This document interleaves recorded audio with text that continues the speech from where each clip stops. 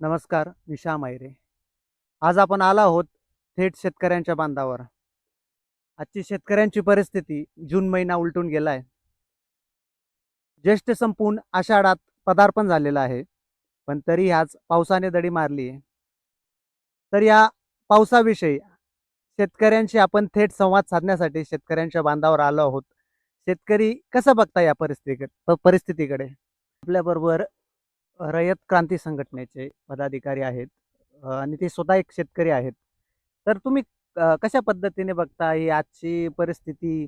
पावसाळा ते अल निनोमुळे तर पाऊस येणार नाही असं सांगताय. कमी प्रमाणात पाऊस येईल. मध्येच शेतकऱ्यांचं खूप मोठं नुकसान. कांदा पिकाला आत्तापर्यंत भाव नव्हता. 2 पैसे आत्ता मिळायला लागले. त्याच्यातही आता कांदे बऱ्याच शेतकऱ्यांचे जवळ-जवळ 50% ते 60% वर कांदे सडून गेलेत. कशा बघता या परिस्थितीकडे? खरं सांगायचं तर आसमानी आणि सुलतानी दोन्ही बाजूंनी शेतकरी मारला जाते. कारण 2025 मध्ये 6 मे पासून जो पावसाळा चालू झाला, म्हणजे बेमोसमी पाऊस, तर तो जवळ-जवळ मागच्या वर्षी म्हणजे ओला दुष्काळ झाला. तेव्हाही शेतकऱ्यांचं नुकसानच झालं आणि यावर्षी म्हणजे आता जवळ-जवळ आज 26-27 तारीख म्हणजे जून महिना उलटून गेला. वास्तविक 7 जूनला जो पावसाळा चालू झाला पाहिजे होता, की पुढेही शेतकऱ्यांना आज खरीप गेल्यावर पुढे रब्बीचे शेतकऱ्यांची तयारी करावी लागते. परंतु आता महिना उलटून गेला तरी अजून पावसाला सुरुवात नाही. सुरुवात नाही म्हणजे याचा अर्थ असा आहे, की वातावरण जर निसर्गाचं संतुलन बिघडून गेलं, त्याला कारणीभूती आपणच आहोत, मानवच आहे आणि मानवच मानवाला मारत आहे, अशी आजची परिस्थिती झालेली आहे. आणि दुसरी गोष्ट सांगायची झाली, तर आज शेतकऱ्यांविषयी कोणाला आस्था राहिलेली नाही. जो तो राजकारणी ज्यांनी उठायचं, हा पक्ष फोडायचा, तो पक्ष फोडायचा, याच्यातच यांचं राजकारण चालू आहे. शेतकऱ्यांविषयी कोणाला आस्था राहिलेली नाही. तो मेला काय आणि जगला काय? पण माझी एक विनंती आहे शासनाला, जे उद्योगपती आहेत आणि जे भाजीपाल्याचा भाव करतात, त्यांना विनंती आहे, की दादांनो एक लक्षात घ्या, जर शेतकरी राजा थांबला, तर हे जग थांबून जाईल. जर तुम्हाला जगायचं असेल, तर तुम्हाला शेतकऱ्याला तारावं लागेल. शेतकरी जगावा लागेल. शेतकरी जगावं लागेल आणि शासनाने सुद्धा हे लक्षात घेतलं पाहिजे, की आमचं जास्त नाही, आम्हाला तुमचं जास्त काही नको, आम्हाला फक्त रास्त पाहिजे. ही मागणी शरद जोशींची होती आणि ज्यावेळेस परिशिष्ट 9 जो कायदा शासनाने काढला, तेव्हा शेतकऱ्यांचं मरण जोशी साहेबांना दिसलं.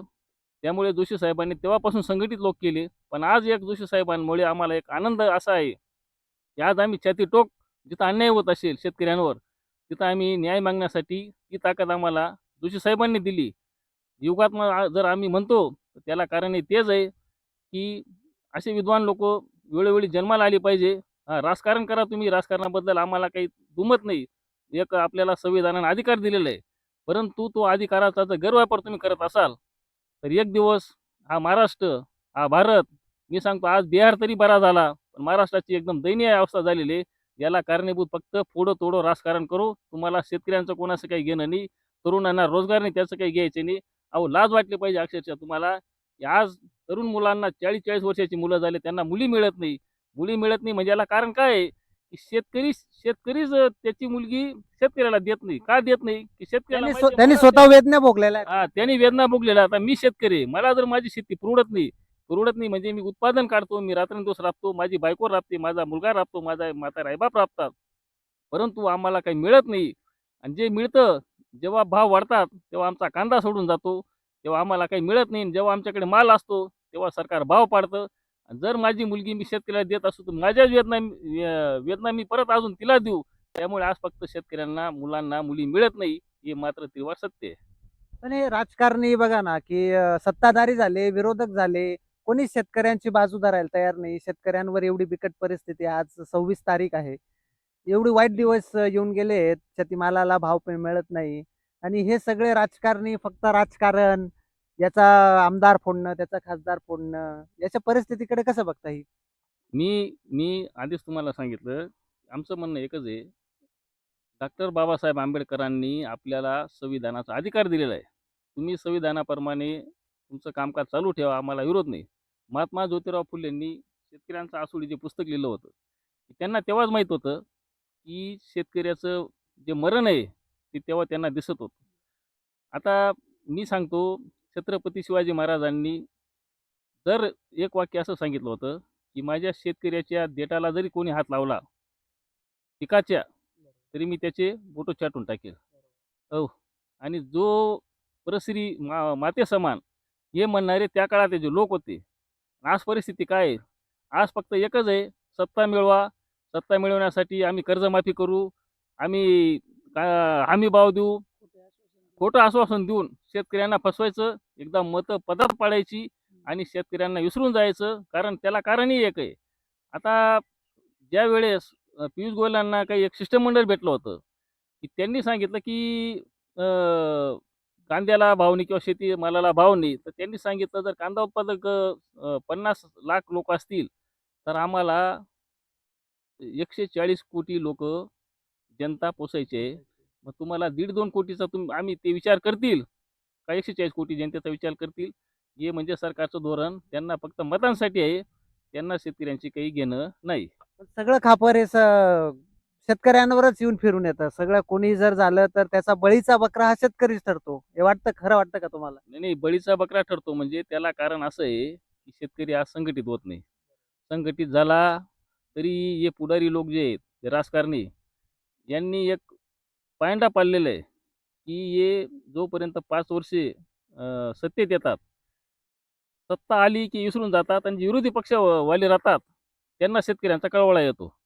म्हणजे आता समजा आज भाजपचं सरकार डबल इंजिन सरकार आहे. बरोबर आहे. डबल इंजिन सरकार आहे. याचं काम काय आहे आज? आज यांनी आश्वासन दिलं होतं, की आम्ही शेतकऱ्यांची कर्जमाफी करू. आम्ही जे कडधान्य आहे त्यांना हमी भाव देऊ. यांनी कुठलाही हमी भाव दिला नाही.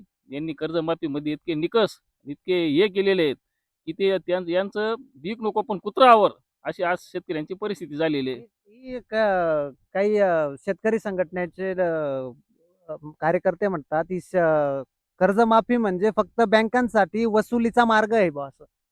कर्जमाफी म्हणजे कर्जमाफी म्हणजे आम्हाला सरकारने उभारलेलं आहे. कर्जमाफी नाही आम्हाला का ती भीक नको आहे त्यांची. कर्जमाफीने आम्हाला कर्जामधून मुक्ती पाहिजे.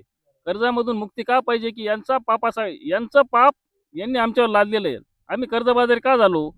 आज माझ्याकडे माझ्या कांद्याला जर ₹17 खर्च असेल, माझा कांदा जर बाजारात ₹12 जात असेल, म्हणजे मी परत अजून ₹5 माझा जास्त खर्च होऊन मी मग तोट्यात जातो. जर माझ्या मालाला रास्त भाव मिळाला, तर मला कर्ज काढायची गरज नाही. यांचं भीक नको ना आम्हाला. आम्हाला फक्त रास्त भाव पाहिजे. आम्हाला जास्त नको. यांची कर्जाची आम्हाला गरज नाही. यांचं अनुदान सुद्धा आम्हाला नको. आम्ही जे उत्पादित माल करतो शेतकरी, आज कांदा उत्पादक असेल, कापूस उत्पादक असेल, ऊस उत्पादक असेल, सोयाबीनवाला असेल, महाराष्ट्रातल्या ज्या भागात जे उत्पादित होतं, त्या मालाला योग्य भाव मिळाला पाहिजे. तुम्हाला मी सांगतो महाराष्ट्रातला सर्व शेतकरी, देशातला सर्व शेतकरी सुखी राहील आणि तो 140 नाही, तर 280 कोटी जनता पोसू शकेल, एवढी भारताची शेतकऱ्यांची ताकद आहे त्याच्यामध्ये तेवढी कष्ट करण्याची. आपल्यासोबत आहे.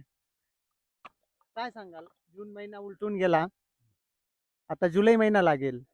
आजची पावसाची परिस्थिती काय? आणि मागच्या वर्षी काय परिस्थिती होती पावसाची? मागच्या वर्षी म्हणजे जवळजवळ कंबर छाती एवढा मच्छी होता. ते एव्हा मराठी बोल. ते छाती कंबरचे पेक्षा मच्छी होती.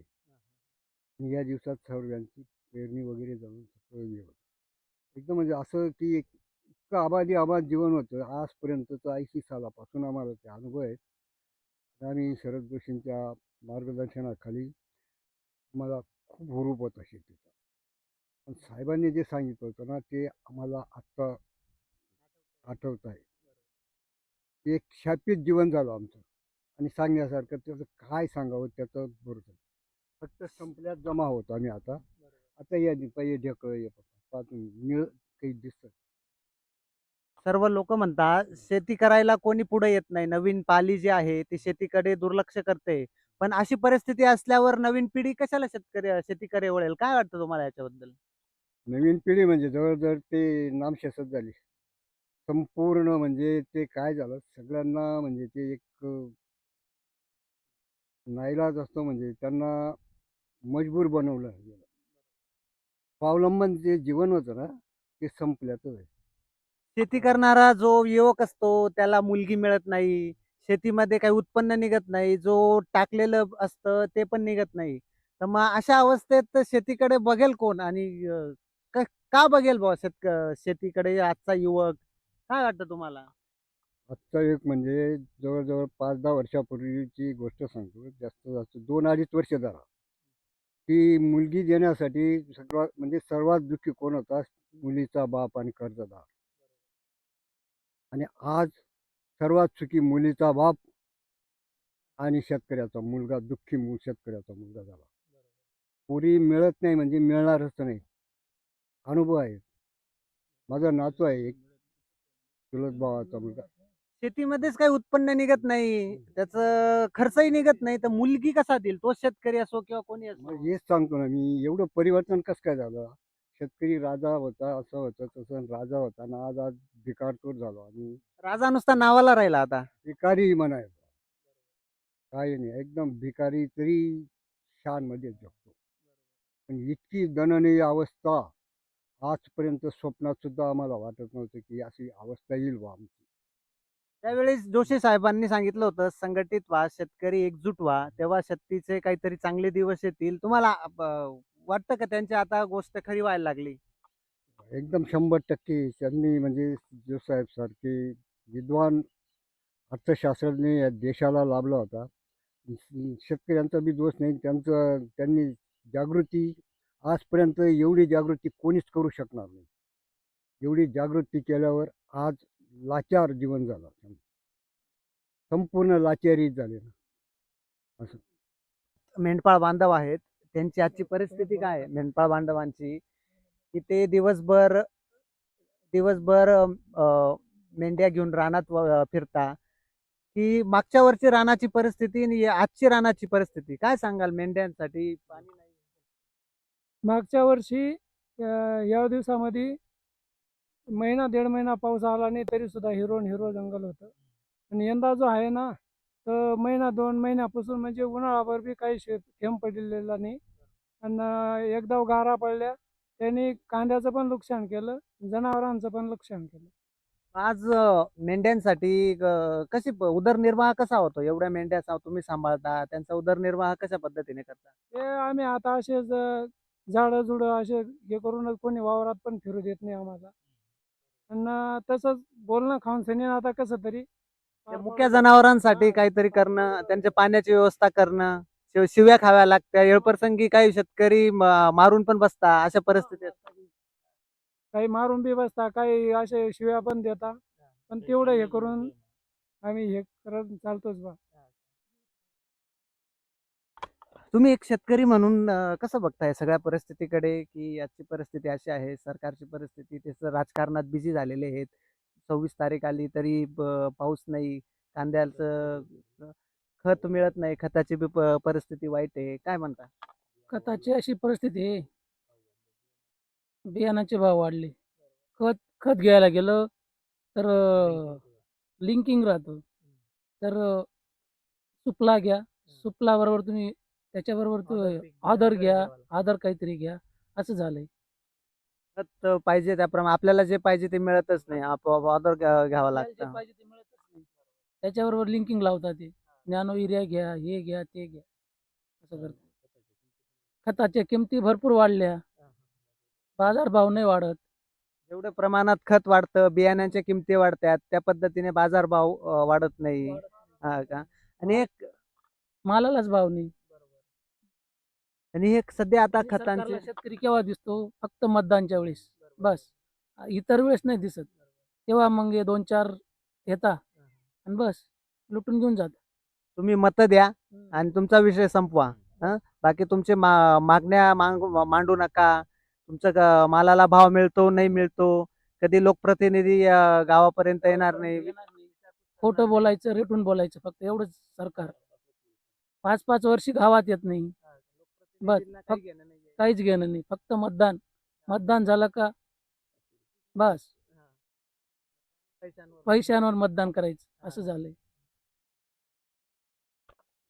तर ही होती शेतकऱ्यांची अवस्था आणि शेतकऱ्यांनी एवढा कष्टानं सोनं पिकवतो, ते मार्केटमध्ये नेतो, बाजारात नेतो, त्याला बाजारभाव मिळत नाही. आणि आजची परिस्थिती तुम्ही बघू शकता. सर्वीकडे एक काळा कुट्ट असं दिसतंय शेतीमध्ये. एकही हिरवं दिसत नाहीये. 26 तारीख आहे आज, 26 जून. 26 जून उलटूनही पाऊस नाहीये. ती एक मोठी व्यथा.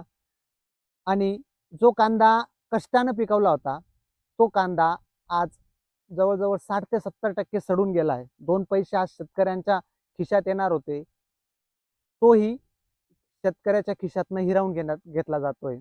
तर ही सर्व परिस्थिती आपण ग्राउंडवरती बघितली. लोक टाइम्स ॲग्रोसाठी मी श्याम आयरे, अंबासन.